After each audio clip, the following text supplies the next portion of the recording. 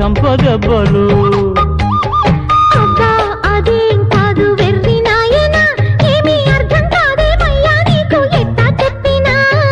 ఇచ్చేదేదో ఇస్తే సంతోషించనా, ఉత్తి మాటలతోనే ఊరిస్తుంటే ఊరుకుందున్నా.